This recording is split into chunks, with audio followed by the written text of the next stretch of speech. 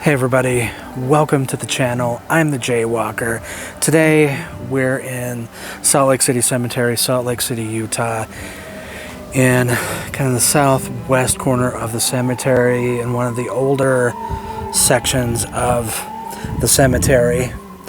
We're in a section that holds the burials for a good portion of the descendants of Hyrum Smith.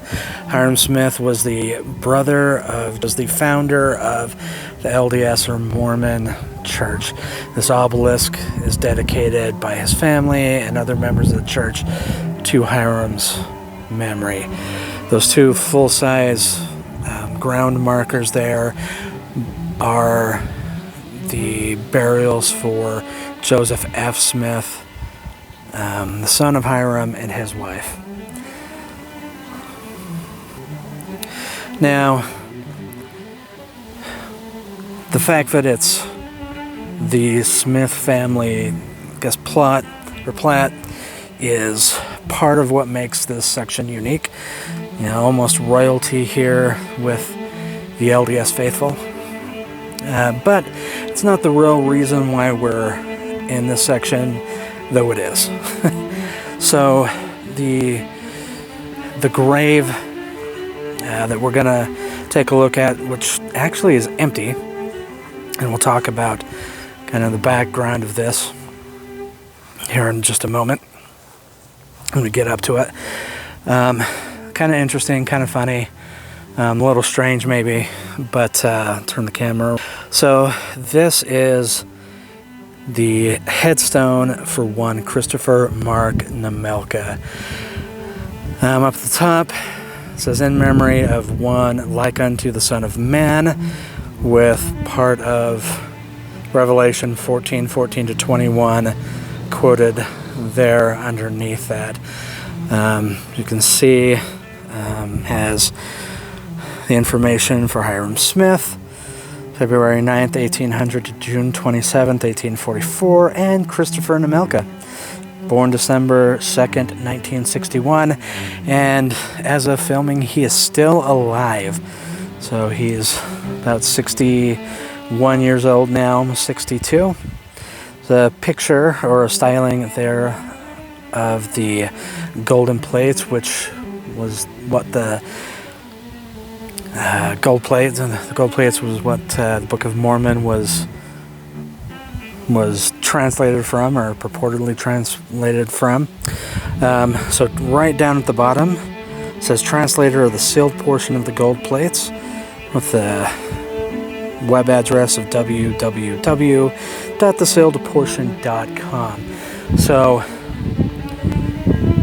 the sealed portion, when Joseph Smith supposedly translated the gold plates, or did translate the gold plates,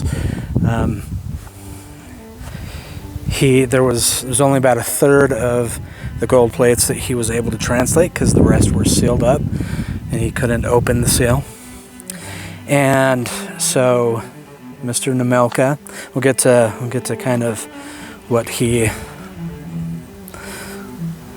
to his deal here, but so the backside of this marker, it's got some beautiful etching on here. It says, in the Carthage, Illinois jail on June 27th, 1844, in the presence of Willard Richards and John Taylor, and just a few moments before Joseph and Hyrum were murdered, Joseph smiled upon his older brother, Hyrum, and took Hyrum's hand, his right hand, in his right hand, and said, "One day it shall be you who finishes what I could not.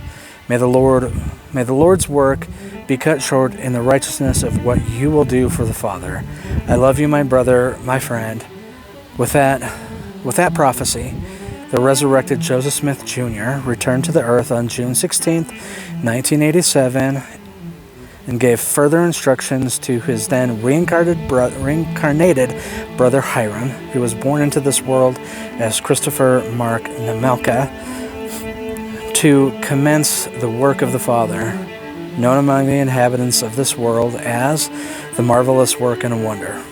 It's now trademarked with no one able to use that anymore as the title of a work of religious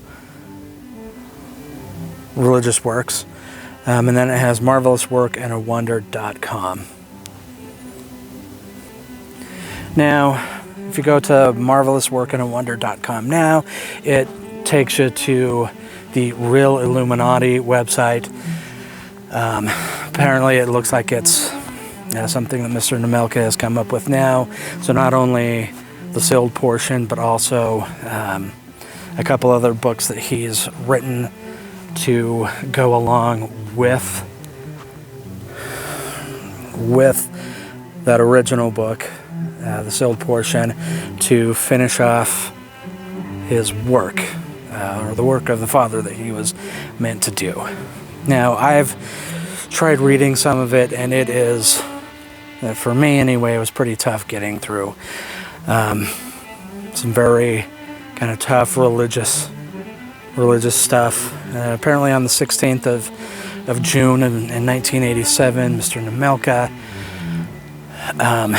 was working at the Salt Lake City Temple, which is just down the road, not too far away from here, a mile or so, and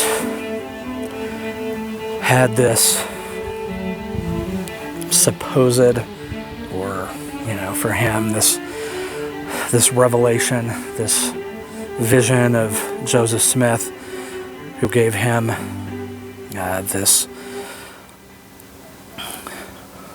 gave him the charge to go forth and finish the work that he wasn't able to do, and told Mr. Nemelka that he was the reincarnation of his older brother Hyrum. So thus, that's why there's Hyrum's information on there, as well as Mr. Nemelka. So just an interesting marker. So that was that was the final spot in this section that was set aside for the descendants of Hyrum Smith. His work had garnered the attention of a not so young lady named Ida Smith, who was the great-great-granddaughter of Hyrum, and she gave her, because she believed and started following Mr. Nemelka, she ended up giving him her burial plot. She truly believed that he was the reincarnated Hyrum. But that's today's story. Tell me what you think. Let me know what you think, what you believe. I'm